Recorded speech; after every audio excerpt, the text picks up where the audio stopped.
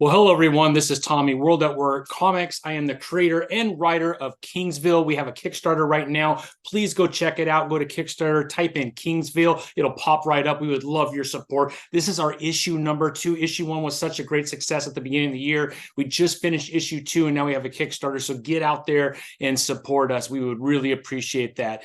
Also, I wanted to go over a couple of our sponsors of our podcast. One is CN Chili's. That's CIENCHILES.com, the best hot sauce you will buy, I promise you. And if you go to cnchilies.com and you put comics in checkout, you're going to save 15% off your entire order.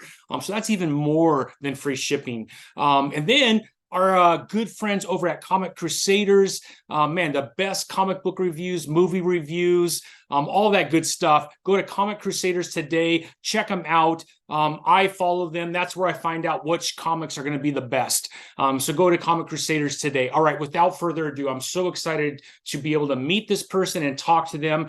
That is none other than Chuck Dixon, one of the top writers in comic book history. Obviously, his run on Batman or Detective Comics, Knightfall. He is the co-creator with Graham Nolan of Bane. Here is Bane number 1. They're signed by both of those gentlemen. Chuck Dixon on the show. We're going to talk about everything that's going on in comics today, including his time at DC and Marvel and everything that he's working on right now. All right, without further ado, here is Chuck Dixon and I. Thanks, everybody. Well, hello, everyone. Welcome to World at War Comics. Today, I don't know what kind of introduction you make for someone like Chuck Dixon, writer extraordinaire. Man, we'll get into it, but you have written so many titles. It's absolutely incredible to have that kind of work that has been done over your life, Chuck. But man, very impressive. How are you doing today, by the way? Doing pretty good. I'm getting over a little bit of flu. Okay. So, but I'm good. I'm on the mend.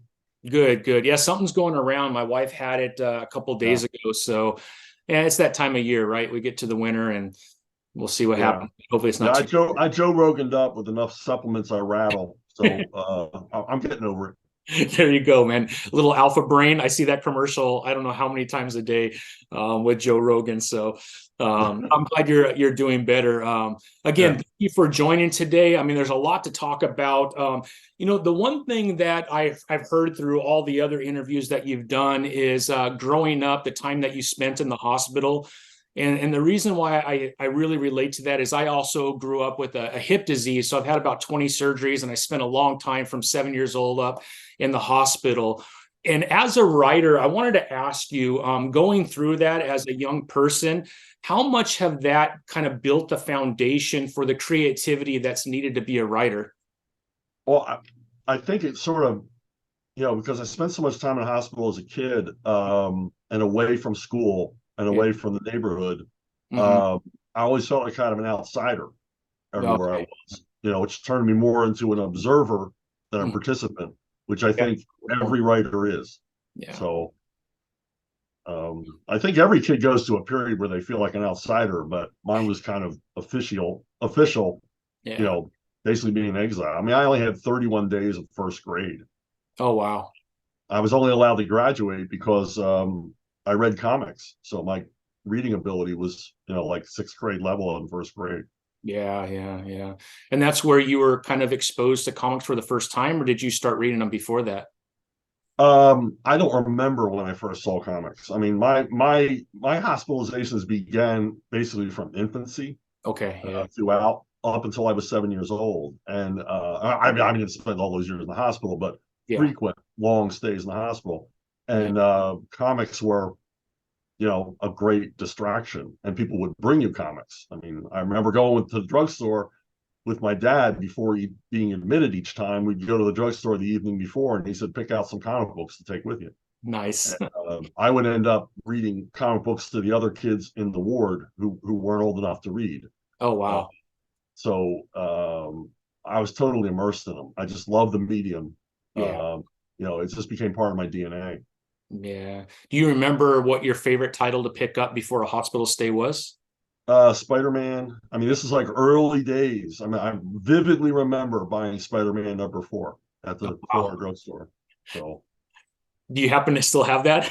No, No. Yeah, I exactly. still have my Fantastic Four #5 from Oh, back that's then. pretty good. That's pretty good. Yeah, yeah. That's awesome, man. Well, I mean, all that time, when did you really gain kind of a passion for writing, right? So reading is one thing, but to be able to put your thoughts on paper, do you remember, was it in grade school, middle school, when you really thought, man, I could really tell a good story? Well, in grade school, I was drawing my own comics, and of course, I had to write them. Yeah. Come up with stories, Hmm. and they were for my own amusement. I really didn't think about an audience until we were given an assignment by a teacher. I think it was like fourth grade, Hmm. and she went around the room with a box full of clippings of photographs and illustrations from she cut out of magazines, Hmm. and said, "Pick a picture out of the box and write a story about it." And I said, "Well, can I have more than one picture?" And she said, "Sure." So I took Why? like five of them, and Yeah. I strung a story together with these five pictures. Then we Yeah. had to read it in front of the class. And Hmm. I read mine and I got laughs. And I Really? thought, okay, I think this is what I want to do. So I had enough. I always say that a writer needs confidence and ignorance to succeed. And Yeah. so by sixth grade, I volunteered to write our class play. Oh, Uh, wow. we would usually pick them out of a catalog, but I said, I think I might be able to write something better than that. That's awesome. Yeah, Especially at sixth grade. yeah, Yeah, yeah.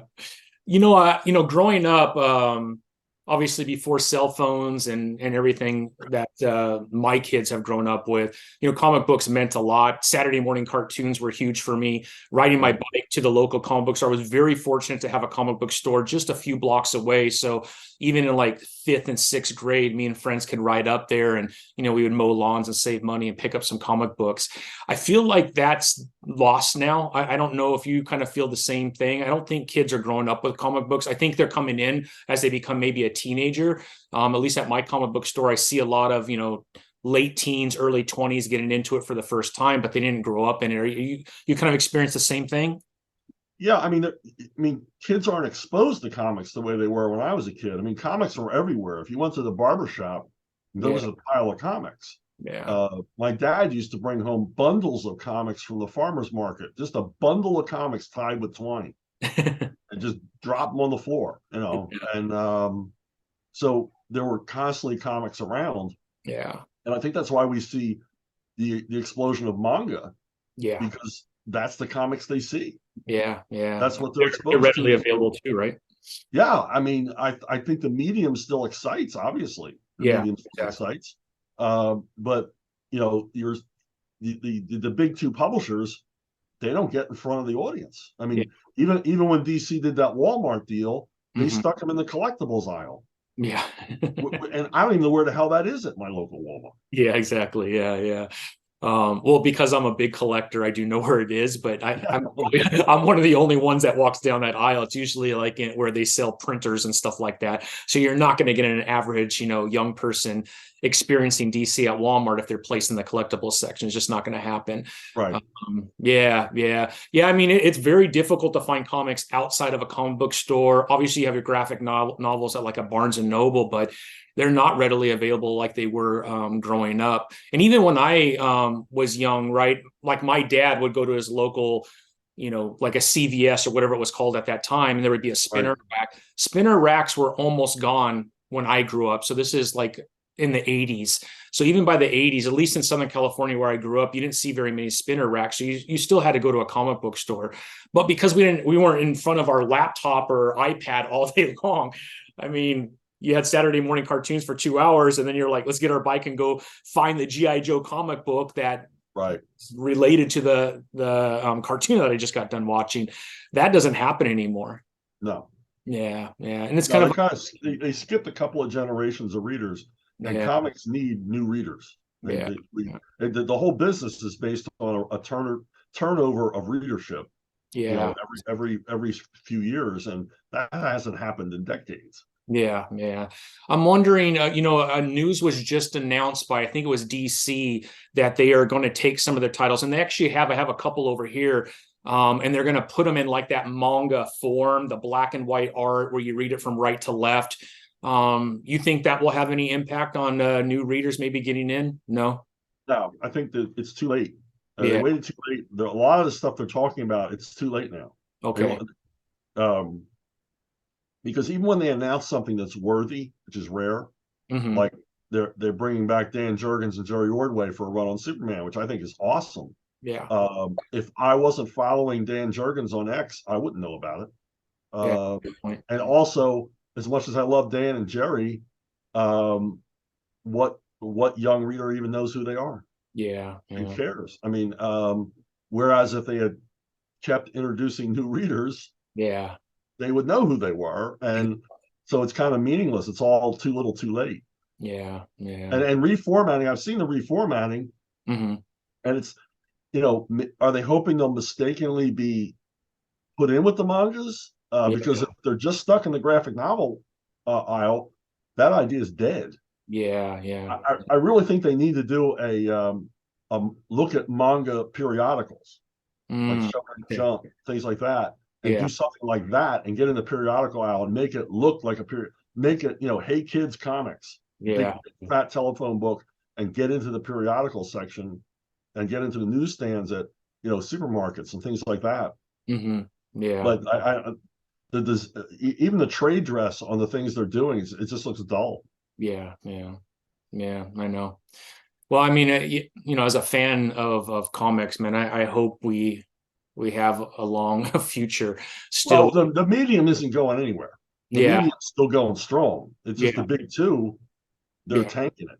Yeah, yeah, yeah. Because I feel like from an independent standpoint, there is a lot to choose from with specifically with Kickstarter, Indiegogo, all the different ones. There's so many now; it's hard to keep up Right. with. Zoop, I think, is a new one that just came out, but there's a lot of really good stuff. And what I find here and where I live now near Palm Springs, we have a comic book store, which I'm very fortunate to have, and I find probably 40% of my comics that I purchase are independent. But then after I'm done at my local comic book store, I come back and I'll go through like Kickstarter and Indiegogo, and I'll utilize that as like my second local comic book store just to pick up really cool titles from independent creators. I'm wondering if a lot of others aren't doing the same thing. Well, looking at the numbers, yeah, they are. Yeah. I'm obviously friends with and work with a lot of people in the crowdfunding arena. Yeah. Yeah. They're starting to do serious numbers. These are Yeah. not boutique items anymore. These are, if crowdfunding projects were on the board with the rest of the publishers, they'd have a pretty big market share right now. Yeah, yeah, that's a good point, right? Because we get the top 50 comics every single month, and you do see some of those numbers, right? They don't look great compared to like just even 3 years ago, but Yeah. within that, you don't have Kickstarter, Indiegogo, and all that crowdfunding that's going on. So to your point, that's a good point, Chuck. I think if those were added, I think comic books are probably in better shape than most people think, right? Well, yeah, and if you look at manga and book trade, I Yeah, mean, there's a lot of comics being sold. They're just not Marvel and DC. yeah, I mean, Marvel and DC are down to, I believe, 9% of the market share, which is unthinkable. I mean, yeah, yeah, nobody saw this day coming. yeah. And it's not just manga; it's book trade. I mean, it's Dan Pilkey and guys like that are kicking Batman and Spider Man's ass. Yeah. Which, oh, it hurts when you say that. Yeah, But it does, doesn't it? oh man, it's true though. It's true. But the thing is that because all those new readers are coming in, Dan Pilkey and who else Yeah, does those, graphic novels for kids and the manga and everything else. This should have been a heyday for Marvel and DC yeah, yeah, yeah. I mean, because they should have been in the fight, but they're not even in the fight. They're not even in the ring. They're not even in the arena anymore. yeah, yeah, man, that's hard pill to swallow for sure. I mean, you look at just Alphacore, right? I was following you on Twitter, and I think would you get to $1.2 million, something close to that, or was it Yeah. more? Well, yeah, we're heading to 1.2. It's crazy, man. Oh, it is. It is. I'm just happy because I think Eric thought, oh, I'm bringing you in. It's going to be huge. And I'm like, a lot of your audience doesn't know who I am. They're following you, buddy, not me. And I thought, wow, this could fall flat on its face, but it didn't because Eric's got the charm, man. He Yeah. pushed me and everything else, so we're doing very well.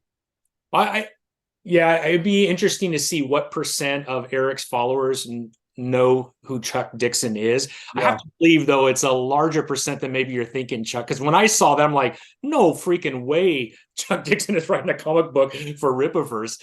And sure enough, man, here you are. I mean, what a success story too, man. Yeah, yeah. I mean, he put the work in. I mean, when I first contacted him, I contacted him out of the blue because I saw him on some videos. I liked what he had to say. Yeah, And I said, look, I've seen a lot of comic companies come and go, yeah, and I know all the mistakes that can be made. yeah, If you ever need any advice, feel free to contact him. yeah. But he never needed my advice because he did his homework. Yeah. I think just between the 3 titles that have been out, it's close to $6 million that have been raised. And a lot of copies move. That's the most important thing. Exactly. He sells a lot of comics. And they're not just comics, they're trade paperbacks. Everyone's a trade paperback. Yeah, they're He's huge. doing trade paperback numbers that beat a lot of DC and Marvel's, pamphlets. Yeah. Wow, that's crazy. The other thing that's come up, and I'm sure you've been watching, Mark Millar had this gentleman, Glenn, on his show. And he had this little 60-second clip, which is part of his regular YouTube channel. So and I follow Glenn because I think he's pretty funny. I have no idea what that is. Do you see that? You said something that pleased the system. Oh my God. I have to figure this out, Chuck. It's embarrassing. But our tech overlords are happy. Yeah, that was weird. That's the first I've seen that one. But Glenn had this, I think, 50-minute YouTube video that he does on a regular basis in his shop. And he had a 60-second clip where he talked about what he feels is going on within the big two. And then, obviously that went crazy over Twitter, or X now it's called. And then, people just, I think he had a lot of support, but the people that didn't support him were just outright mean. I mean, they were vicious to this guy. They don't want to hear the truth. What's that? They don't want to hear the truth. Yeah. I mean, I think that's probably a lot of it too. Yeah, I agree, Chuck. But then, Mark brought him on and had a larger conversation about everything that went on. And now Mark is they're trying to cancel him, which I don't think he's cancelable because he's successful. I mean, what are you going to do to this guy? The most successful comic book creator currently going. I mean, by far. And he doesn't even need to do comics. I mean, he's doing it out of pure passion or the love for comics, right? Because I think he's doing pretty good with Miller World and Netflix. So yeah. I mean, he could move to a tropical island and never hear from any of us again. Yeah, exactly. So I mean, and God bless him for it. Yeah, exactly. Yeah. I mean, I look at what's going on, and I do think that it's hit a peak, and I think we're going to start to come back from this just killing each other on X and stuff because of our differences. Do you think this will be ratified anytime soon between these two factions of left and right and everything in between? I don't think it needs to be. It's such a small vocal minority that have driven this business into the ditch that we just have to recognize, and we already have as fans. I'm talking as fans. We've already realized our power. It's crowdfunding. Yeah, exactly. We've already moved the needle. Yeah. We've already marched away to a different place and said, look, we don't like what you're doing, so we're going to set up over here. Yeah. And we're going to, because what does crowdfunding do? Beyond the pejorative of Comicsgate, all that other crap. Yeah. Crowdfunding serves an underserved comic book reading populace. Yeah, very much so. In addition, it employs a bunch of underemployed comic book pros. Yeah. I mean, we talk about independent creators. You're talking about guys who formerly were the big guns at Marvel and DC. These aren't guys who sprang up out of nowhere. I mean, this is Graham Nolan, Brian Pulido, Billy Tucci, Ethan Van Sciver. Yeah. The guys I'm working with him, and Joe Bennett. I'm working with Joe Bennett. I never would have gotten to work with Joe Bennett at Marvel. Amazing. But because they pissed all over him. Yeah. And he got tired of it, we're working together, man. We're loving it. We're like brothers from another mother. So, it's never going to be ratified because our side's already won. Yeah. And there's so few of them, and I think everybody realizes this now. Yeah. Because I hate it when they say this is controversial, because 2 or 3 people with a website hate it does not make it a controversy. I agree with the rest of us love it. Yeah, yeah. I mean, just pain. I just love comics, right? I purposely stay away from politics and all that other stuff because that's not why I'm in comics. I'm in comics because I love the medium. I love the storytelling. I love the writing. I love the art. I obviously spend a lot of money on collections that are related to those type of things. And I just want to be with people who love it the same way. And then all of a sudden you see something like this and I just back off way away. I don't want any part of it, but you just wonder like how much longer is this kind of stupid stuff going to go on? Because I don't think it benefits anybody, even those that are trying to cancel. I mean, how does that benefit them? Well, you know, I don't know. It feeds some sort of emptiness inside of them to see someone else ruined. I mean, as far as politics go, I never cared about politics in comics. I didn't care about the politics people I was working with. I didn't want Yeah, them to care about mine because my ex- work wasn't about politics. My work was escapist fiction. My yeah, work was so that you could read and forget all that crap. me too. That's why. Comics were a brotherhood. We all thought Batman was cool. We all thought Spider-Man was cool. We all Yeah, thought Conan the Barbarian was a badass. I mean, that's all we needed to be together. Didn't yeah, matter who you voted for. Who cared? yeah, And now they're after Mark Millar, who, quite frankly, means he was raised by communists. yeah, I mean, Mark Millar is one of them, yeah. He's theoretically. very left leaning, I think, But in his but political but view. because he's principled Yeah, and open-minded and has yeah, his own ideas and is willing to see the truth for the truth, yeah, you know, they got to get rid of him. yeah, And it's never going to work. yeah, I mean, you know, anybody with any common sense who reads Miller's work goes, you know, what are they talking about? yeah, yeah, You know, and same with me. I mean, you know, I was blacklisted, red listed, all the rest of it out of regular comics. yeah, It didn't stop me, and readers didn't care yeah, because I didn't put it in the work. yeah, You can think whatever you want. I mean, I might bring up an issue, yeah. but I don't tell you what to think about it. Yeah, exactly. Yeah. Yeah, and I don't see the harm in that. I think that's the thing is like who's really getting hurt by someone's opinion. And that's kind of what drives me crazy. But Especially a private opinion expressed over a business lunch. exactly. Yeah, Now, if it's in the book, if it's yeah. in the comic, if you have your superheroes spouting, you know, I don't care if it's far right or far left, Yeah. you know, ideology. First of all, Yeah. it's boring. Yeah. And secondly, it's not true to the character you're writing. I mean, I Exactly. used to write Batman's impassioned screeds against gun ownership. Yeah. I mean, I'm a lifelong NRA member. I've owned the gun since I was 5. You Yeah. know, but that's not Batman. I don't want Batman to say what I would say. He has to Exactly. say what he would say. Yeah, yeah, good point. That's a really good point. And I think that's what's kind of missing in some of Yeah. these 60, 70, 80-year characters. And I think that's why so many people have been pushed kind of to the indie comics. It's just because it's not that attractive anymore. No, and with the indie comics, you're usually dealing with the original creator, and of course, he's going to be passionate. He's going to be true to his own characters, his own creations. He's not going to Hmm. suddenly have his characters, you know, wetting their pants or changing their gender or something like Yeah, that because yeah, he's, you know, he or she has no interest in that. right, yeah. Whereas these tourists traveling through the business now, Hmm. uh, you know, they want something on their resume when they go to apply for a job at MTV. Right, yeah. So they'll burn the place down to make a name for themselves. Yeah, yeah. You know what's great about indie comics too, Chuck, is if you do have those feelings for gender, whatever that might be, indie is a perfect place to create those stories.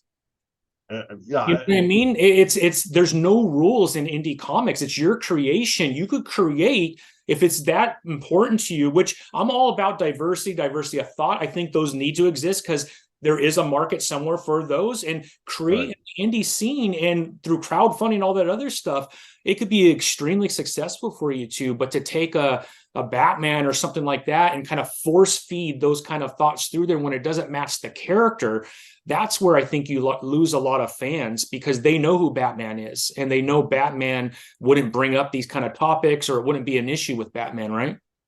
Yeah, but they don't play on an independent space. They don't create their own characters Yeah, because, first of all, most of them don't have the craft yeah, necessary to create a character. yeah, And secondly, they really need to play off of something that's already successful. yeah, yeah. They can't make something successful on their own. Hmm.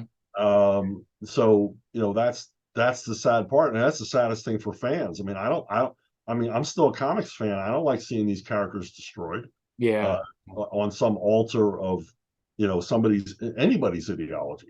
Right. Yeah. Yeah. No, very true. Very true. Well, we'll see what happens. I do think with Mark Millar coming out and standing up for Glenn, and then him, I mean, he's uncancelable, right? So anybody going after him, he just kind of moves on, right? He doesn't even really talk too much about that. I think that is so healthy because if that could squash that, I think we could get back to just loving comics as a comic community, I hope. Well, I mean, the best way to resist cancellation is to ignore it. Yeah, exactly. Once you start addressing it, then you've given them the power. You've given Yeah. them the whip hand, and Miller's just sort of ignoring it. I mean, why would he pay any attention to it? It's not worth addressing. Exactly. Exactly. Yeah. I just, I like to think of myself somewhere in the middle, but man, I could pick up ISOM and I absolutely love this comic book, right? I could pick up Alphacore, but then I also love Local Man by Tim Seeley, and I don't know his politics, but I'm assuming he's a little bit more left leaning. I'm okay with all of that. I just want to read a really good comic book, and both I think are really good for me as a fan. And I purchased both of them because I really enjoy them. And that's what I think comics should really be all about. I don't care what your politics are. Yeah, if it's well crafted, I don't really even think about Yeah, exactly. what the person's point of view. And even if it's apparent from the kind of story they're telling that maybe we don't vote for the same people. Yeah. As long as the story's entertaining, I don't care. Me too. Yeah, exactly. Exactly. Yeah. Well, yeah, we'll see what happens, Chuck. I'm not sure. Sure, but the thing is, I remain optimistic. Comics aren't going anywhere. Yeah. We're not facing ruination just because DC and Marvel can't seem to make it to the end zone anymore. Yeah. If anything, this is a more exciting time than even the 90s. Yeah. Yeah. Okay. Yeah. If you say that, Chuck, I trust you, man. No, absolutely. Comics are not, as long as there's a kid somewhere, drawing superheroes at a dining room table, there's going to be comics. Very good. Very good. That's good to hear. That's encouraging.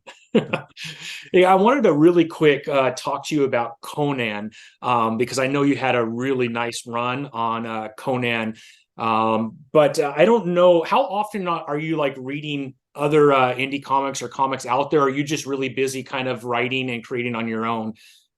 I try to keep up with stuff. Yeah. And because we're like in the golden age of reprints, I'm getting to read stuff I never thought I'd ever get to see. Nice. So yeah, I read a lot of comics. Yeah. Not a whole lot of current stuff. Okay. Yeah. Mostly because they used to send comps, and they don't do that anymore. Yeah. So I'm not about to go into the comic shop and buy any comics. Yeah. So I have like an online subscription service I use to pick up, so I can see what's coming up in Diamond Previews. Yeah. But I buy comics from Europe. I still have a great desire to be surrounded by comic books all the time. Yeah. Well, I bring up Conan because you had such an amazing run, and Titan Comics now has the rights to Conan, and they have Savage Sword coming out in February of next year, which you wrote on for a long time. And then right now there's a current Conan the Barbarian. And I only bring it up because this is from Jim Zub. I don't know if you're familiar with Jim. No, I'm not. I've heard the name, but I'm not familiar. Oh my gosh, it's so good, Chuck. Yeah. And it reminds me of just an old school, super graphic, super like get out of my way, your head's going to kind of come off type Conan. And I've just been in love with it. And I just wanted to know if, you being on titles like Conan or other titles, do you kind of see what's being done to those titles now, who's writing them? And do you kind of take an interest, or you just have moved on and you're doing your own thing?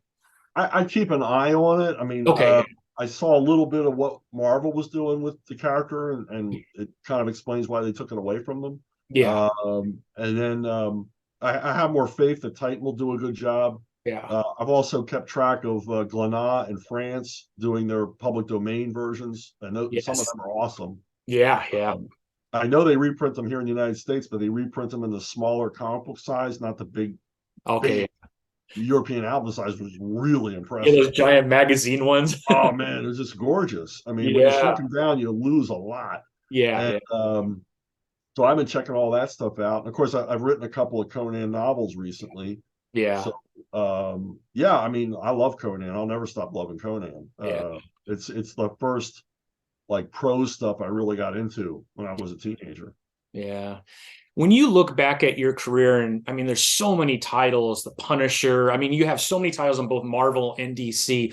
Is there a series that you were writing for that you felt that if given the opportunity, you had a lot more to say about that character? Or do you feel like when you ended, you completed what you wanted out of that character? Well, I still think of Punisher stories. I mean, Punisher is such a reactive character Mm, that, particularly now with like the rising crime rate and some of the outrageous levels of crime we see in New York City and other areas. yeah, I mean, it's hard not to think of Punisher stories. yeah, yeah, The Punisher would have been right here. He would have been in the middle of all this. I mean, Punisher would be in Ukraine now. You yeah, know, Punisher would be in Gaza City right now. right. Wherever the crap hits the fan, the Punisher would be there. So he's the only character that I still think of stories for, even Yeah, though I don't write the character anymore. right. Yeah, yeah, yeah. I mean, that's well, we could get into it, but I think Marvel is not aligned with that kind of thought. I mean, No, they Castle's hate the dead, Punisher. and now they have a whole completely new. Which is Yeah. funny, is because the background story for the new character that replaced Frank Castle is very similar to Frank Castle's background. So I'm not sure why they went through all that to begin with Jason Aaron. Giving Frank Castle powers, and then I don't know if you're aware of all this, but then Oh no, yeah, it was all highly political. I mean, they yeah, didn't like the Punisher symbol being used by the military and police. They didn't like the people who liked the Punisher. mm-hmm. They actively hated the readership that liked the Punisher, and so they weren't going to give them the Punisher they wanted. Now Yeah, they've gotten rid of Frank Castle in a way that's unprecedented in the yeah, history of publishing, is to take one of your, valuable characters and utterly destroy them and yeah, dishonor them and erase them from your continuity. I've mm-hmm. never seen anything like it, and no one ever has. Mm-hmm. So, it's shameful. Yeah, But yeah, but they haven't liked the Punisher for a long time, and I always argue that he really wasn't a good fit at Marvel anyway as a character. yeah, yeah. I mean, it'd be amazing for that to go to the public domain and then allow a lot of other people to kind of create for that character. That will never happen because that, No, no, yeah, but it would be awesome. it would, even if they were to license it, which they won't do. Yeah, yeah, yeah. Because you think for sure they just want that to go away. It's a black Yes. spot in their history. Yeah, I think they see it as an embarrassment. Okay. Basically, the Spider-Man villain became a hero.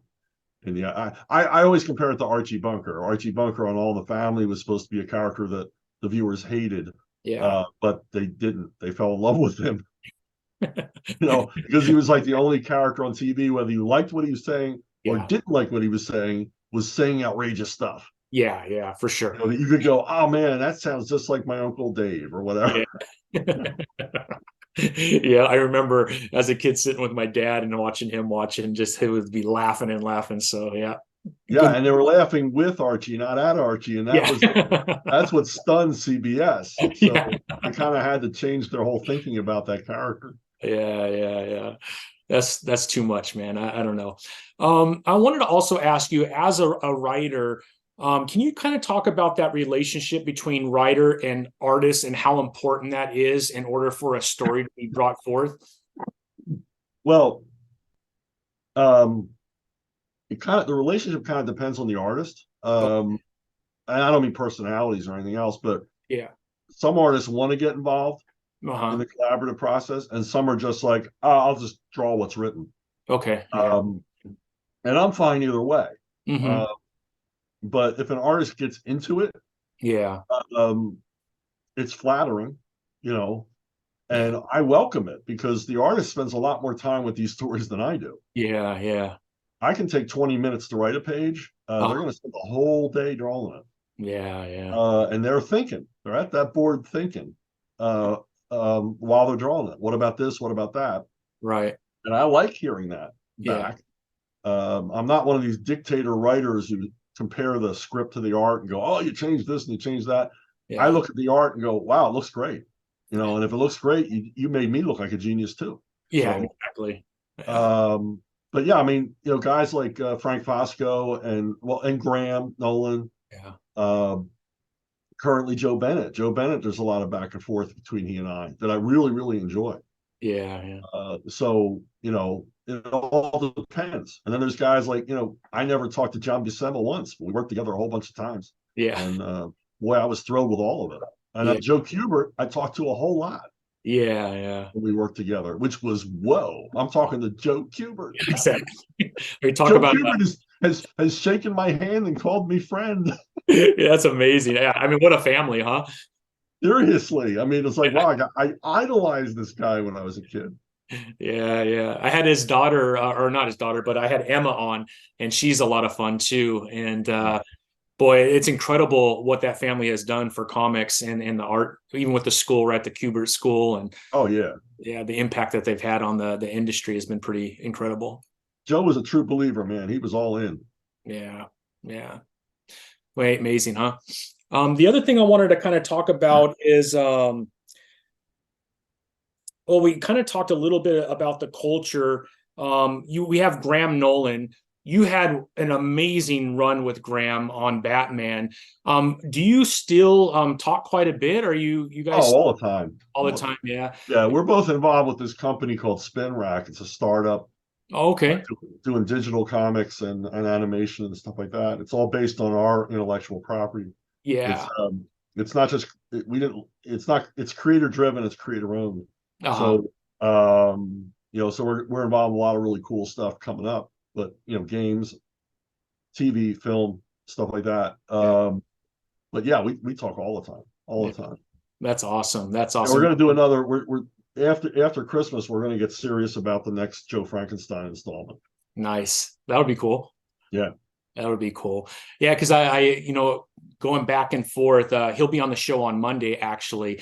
And cool. So I was super excited to have you on. I'm like, what the hell is my life right now, man? To have Chuck and then Graham on is incredible. But man, I love his work. And I think any Batman fan looks back at Knightfall, and that's got to be like in the top 5 or top 10 of Batman stories. Do you feel the same way? Oh yeah. I mean, what Denny laid out for us at that first meeting was like, wow. I mean, I was at that meeting. I was doing Robin miniseries. I didn't even know why I was at that meeting. And I'm like just sitting in the corner while he's talking. He's laying this Knightfall thing out. I'm like, oh my god, this is so cool. This is going to be so great. I can't wait to read this. Yeah. And then at lunchtime, we broke for lunch, and he said, Chuck, could you stay back? And I thought, well, this is when they called me a cab and sent me home. Yeah. I didn't say anything all morning. And he says, do you want to take over detective? And I'm like, yeah. To be part of this, yeah. Yeah. And then I was in the mix, and then eventually I got them to bring Graham in. Yeah. Okay. As regular penciler. So. Yeah.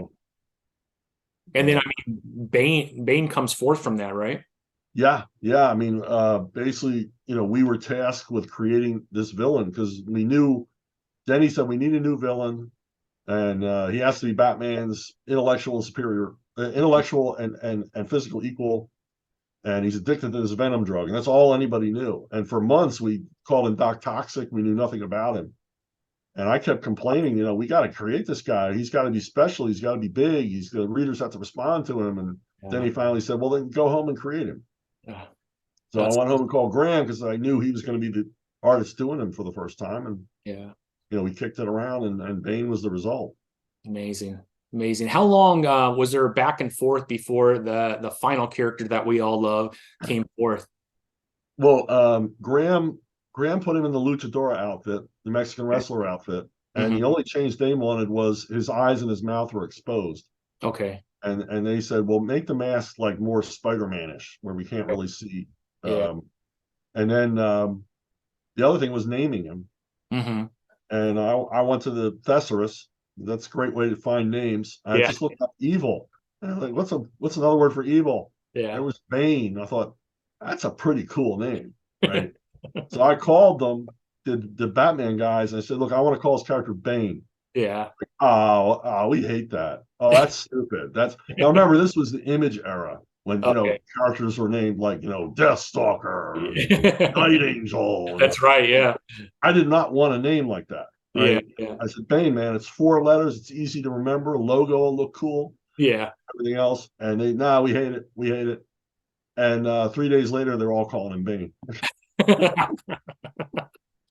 Amazing, huh? The impact that that character has had all these years too has been absolutely incredible within that series and others too. Yeah, I still can't get my head around it. You know, he's some people's favorite comical character. Well, every comical character is somebody's favorite, Yeah, yeah, for but sure. so many people just, you know, they just love this. They love to hate him, you know, and he's been so successful in every arena, from games to Lego to action figures to everything. Yeah, yeah. I mean, you look at some of these action figures. I try to get them, especially from McFarlane. I try to get them right away. And if you Yeah, don't, some of the most expensive ones are Bane. If you yes. miss that opportunity, boy, you're going to spend $150 on that figure down the road if you don't get it right away. Yeah. So Fortunately, I'm able to send an email. Can you send me one of them? yeah, exactly. And they I'm sure do. there's no issue. They're very nice. Sideshow doesn't do that, but Really, but Toys, McFarlane they'll send does. me one.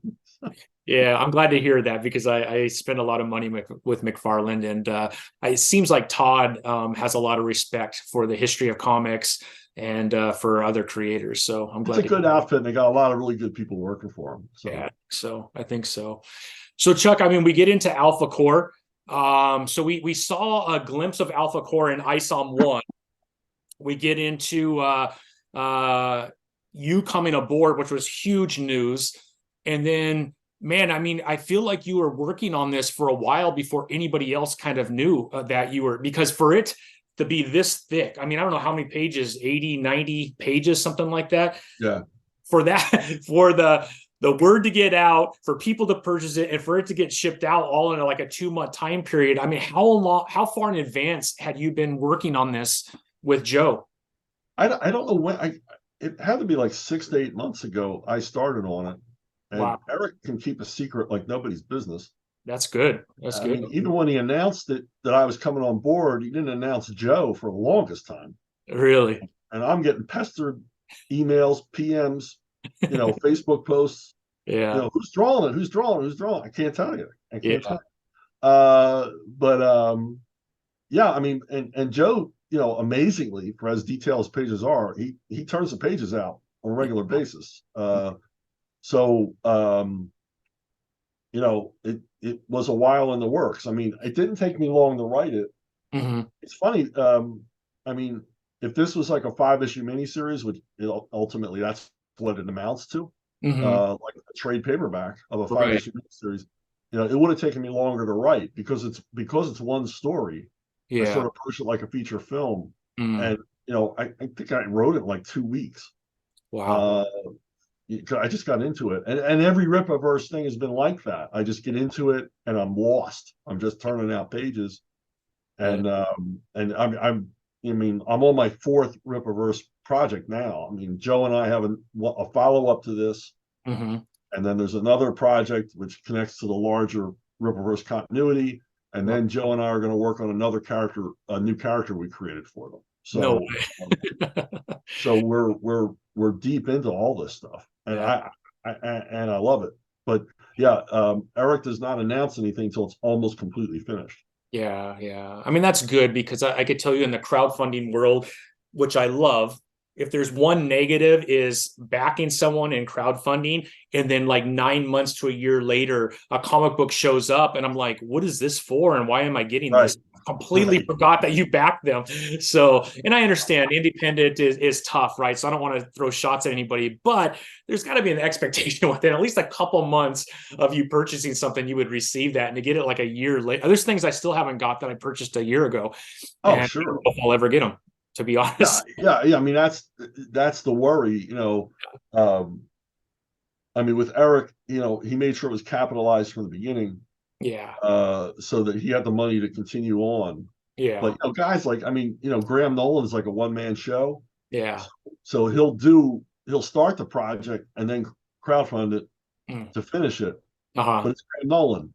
If he Yeah, says it's going to be there, it's gonna be there. Yeah, it's going to be there by your birthday. It's going to be there by your birthday. yeah, yeah, yeah, You know, but he has to do that just for financial reasons. yeah. You know, uh, Richard Meyer, your boy Zach, same thing. You know, we try to get most of it done before we do the crowdfunding. You Hmm.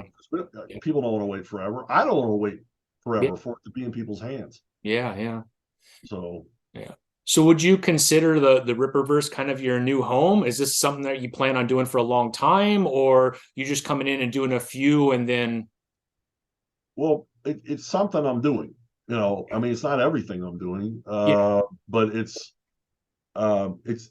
really fun. I mean, I told Eric I'm here till the wheels come off, Yeah. because I keep coming up with ideas, and Joe keeps coming up with ideas, and then Eric keeps throwing things at us. And I recently got to meet the Saska sisters, and somebody should have told me to strap in before I got on the Zoom call with them, because whoa, are they high energy? Very And, high just energy, the man. two of them, they complete each other's sentences, Yeah. and they're just firing ideas and fire. And Yeah. I mean, I was so you know torqued up by the time I got off the Zoom call with them. I was ready to write 2 years of continuity. I mean, I thought, man, I told Eric, I said, man, I got to up my game. Yeah. Those two are race horses. Yeah. Yeah. And then you're bringing Mike Barron in, my buddy Mike Barron. I mean, it's just, that's like old home week. Yeah.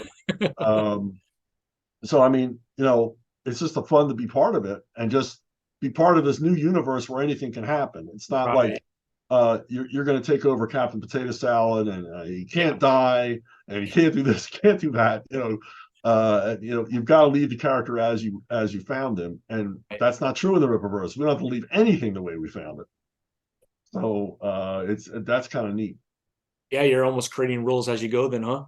If there's rules at Yeah, all. and also what can happen. I mean, there's no isom, vitamin deal. Yeah. Do whatever we want with isom. Right. I mean, I don't know how many people know this, but when they killed Superman, they lost the Superman vitamin and Superman peanut butter accounts, I did not know that. because the company said you killed him. Yeah. Well, yeah, but he's not really dead. Yeah, but Yeah. the kids don't know that. Yeah. You obviously don't read comic books if you're you're ending our deal. Nobody dies.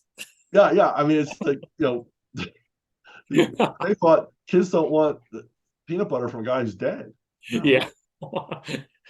That's crazy, man. Yeah. What is your preference? I mean, you've kind of done both, right? You write novels, you write kind of trade form, and then you've done the floppies before where it's like 26, 30 pages. Do you have a preference between the two from a story writing process? Well, between floppies and trades, I'd rather write the trades. Okay. There was an excitement to writing the floppies when you knew there was an audience. Gotcha. Yeah. Today, when you're not sure anybody's ever going to read them, Yeah. it's not that exciting. So writing a graphic novel, a good chunky graphic novel, Yeah. and like I said, it's like writing a feature film. Yeah. And you're not as concerned with cliffhangers, although I throw plenty of cliffhangers in the story anyway. But you're not worried about formatting where they take place All right. in the story. You can do, I don't know. It's more interesting, more engaging long form, and there's no recap. Yeah. It's all one story. And as far as comics versus prose, it's Yeah. comics all day long. They're in my DNA. I only write prose novels because for a period I wasn't getting a lot of comics work, Yeah. and the prose novels were successful. Yeah. So, and I kind of got into writing prose, but my preference is still comics. Yeah. Yeah. I didn't get into comics to write anything else but comics. I didn't get into comics thinking, oh, and then I'll become a screenwriter. Yeah. Like, I'm getting into comics because I want to write comics the rest of my life. David Mamet said it's like being a criminal. Once you get into this game, you're in it for life. Yeah. You're like, I'm going to rob banks for a while and then work at McDonald's. Yeah. I don't think that's happening. No. There's some really cool villains in Alphacore. Is there one that is your favorite? I assume you and Joe created these villains for the Rippaverse. Yeah. Well, the two main villains, Lillian and Michael, they were like, Eric said, I need them to be part of this because it's part of building them up for basically for the Saska sisters to go crazy with. But Yeah. he wanted them in the story to show that they were, behind the scenes, the puppeteers. And then he said the rest of the characters go nuts. And I really like the Billy Bob character. Yeah, Billy Bob that's an awesome character. Yeah. This guy, dude in overalls. This is dude, him and his grandmother, She wakes him up.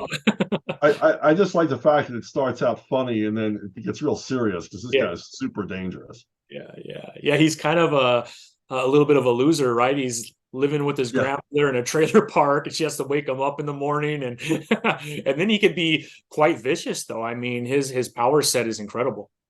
Yeah, and then the Galvin character, getting ticked off because they came to arrest his girlfriend on a Yeah. walk. He was another scary guy.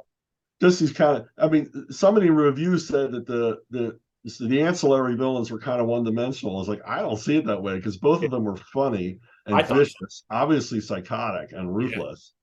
And I thought they were interesting characters. I mean, you kind of related to both of them. In a way maybe this guy didn't recognize, but yeah, Galvin's just frightening because he's just willing to kill people, for anybody, for any amount of money. So now, as far as, because so the Rippaverse, or what they're doing with ISOM, Alphacore, is it Yari? I always forget how to pronounce it. Yaira. You have Yaira, you have Gooding coming up after that. It's all one world. So are you all coming together every so often to kind of talk about where those connections are made so it does remain one world? Well, it's kind of all going through Eric at this point, but we did have sort of, like I said, I got to meet the Saska sisters and we talked for like an hour and a half with Eric about our understanding. Yeah. But the general understanding of the universe is this is a blue sky superhero universe. There's room for optimism. There's room for true heroics. Yeah. We're not going dark and gritty. We'll go scary and suspenseful, right? But we're not going to that dark place that so many comics go to. Our heroes do not have feet of clay. Yeah. They may have flaws. They may not always do the right thing. They may make some stupid decisions. Yeah. But hey, that's Spider-Man. Exactly. Yeah. So, yeah, we're kind of building as we go along. Like I said, I'm involved in a project now that kind of lays the groundwork for a lot of what we're seeing now. It kind of goes back to some of the continuity points in the Rippaverse's past to explain why things are the way they are. And but working with Erica. But basically it's like trial and error. I said, look, I'm just going to write, and when I get it wrong, you tell me and I'll make the correction. Yeah. Because a lot of this is still in Eric's head. Yeah. And a lot of times he's like, well, that was in my head different, but I like what you did. So we're going to stay with that. And then the fun of it, of course, is creating street names, businesses, stuff like that. I mean, I created in my next project with Joe Bennett, I created this seafood-based fast food chain called Boy Howdy, and boy is spelled B-U-O-Y. And I made a logo for it and everything, like a fish with a sailor's hat. And they loved it. And I said, man, I want t-shirts. I want t-shirts with this logo on it down the pike. So it's stuff like that really, really, really makes this a lot of fun. A lot of the same stuff I did in the Batman universe, creating lasting landmarks and things like that. Yeah, maybe that'll be the next Bubba Gump. Seriously, yeah. I mean, I want a lot of that, and then of course, the Saskas saw it, got all worked up. They want to play too. So yeah. That's so cool, man. Well, outside of Alphacore and everything you're doing at the Rippaverse, you want to kind of share some of the other things that people could follow you and what you're working on? I know your podcast has exploded. You're getting close to 10,000, I think, followers there. Congratulations! But Thank you. I mean, that's a great podcast. I watched quite a few of those. So yeah, if you're not familiar, I got this little show every Wednesday. It's Ask Chuck Dixon, and anybody can email me with questions and I'll answer them. Sometimes way too brutally candidly, but it depends on what mood I'm in. Then the other thing I'm working on, I got over at Arctoons, I've got My Sister Suprema, an ongoing series with Anthony Gonzalez Clark, and we just published the first print version of that. But you can read the series digitally on Arctoons. You can read it on your phone or whatever device you have. Yeah. And I got my 12th Levon Cade novel will be out early next year, and there's a movie in production with Jason Statham of Levon. Starts filming in March. That is so cool, man. I think I watched an interview. I don't know who the interview was with, but Sly Stallone had called you about Expendables. Yeah. I mean, that's got to be pretty cool. I don't know if you've talked to him on a regular basis, but I mean, that's pretty awesome. We're in communication. We were talking there pretty regularly for a while because he kept, every time an Expendables movie came up, he would call me. Yeah. Just to talk, and then sometimes just to talk about, because I'm not in the business, and he knows I'm never going to tell anybody. Yeah. He feels free to like call and tell me stuff, like insider stuff. Yeah, I mean, and we did comic projects together. We have a Rambo graphic novel coming out soon from I just purchased it on Indiegogo. There you go. Yeah. There you go. And I just saw the lettered version, the final lettered version, like 2 days ago. Nice. And man, it's a beautiful book. It is a beautiful book. And but projects like that. So yeah, Sly's a big comic book guy. He loves comics. Yeah. But we get along. We get along good. So I mean, he's wanted to do Levon for years, but the timing came right, and he wrote the screenplay for this. And then I got David Ayers. They got David Ayers direct. Like I got him. They got David Ayers directing, and somebody said, "Are you going to be on set, like to help with writing?" Yeah. Because he got 2 Academy Award winning writers working on this movie. I don't think they need me. Yeah, it would still be fun to be there, though. I mean, but I don't know how much fun. It sounds boring. Oh, does it? Okay. It'd be nice to meet everybody, but I don't know if I want to sit there all day watching, take 39. Yeah, that's true. That'd be in front of like a giant green screen or something too, right? Yeah. I mean, the last guy you went on set is the writer they're adapting the stuff from. Yeah. Well, Chuck, man, I can't tell you how much I appreciate you coming on. Hope we could do this again sometime, but really appreciate everything you've done for comics as a comic book fan, born in the 70s, grew up through the 80s and obviously the 90s. You've been a big part of my comic book reading life, so I appreciate that. And congratulations on all the success with Alphacore and everything else that's going on. Well, thank you. I had a good time. We'll have to do this again. Yeah, I appreciate it. I'll make sure I put all the links below on your new Rambo comic book, so that because I think people could still get over that. You can still get it. Yep. And then obviously, I mean, I'll put the link for Rippaverse as well if you haven't picked it up. Although with the amount of units that have been moved, I feel like everybody's pretty much picked it up. So congratulations on that as well. I'll send you a link for My Sister Suprema too. So. That'd be great. I would appreciate that. I'll make sure that's under there as well. Okay, cool. All right, Chuck. Thank you so much. Really appreciate you, and have a great weekend. Thank you.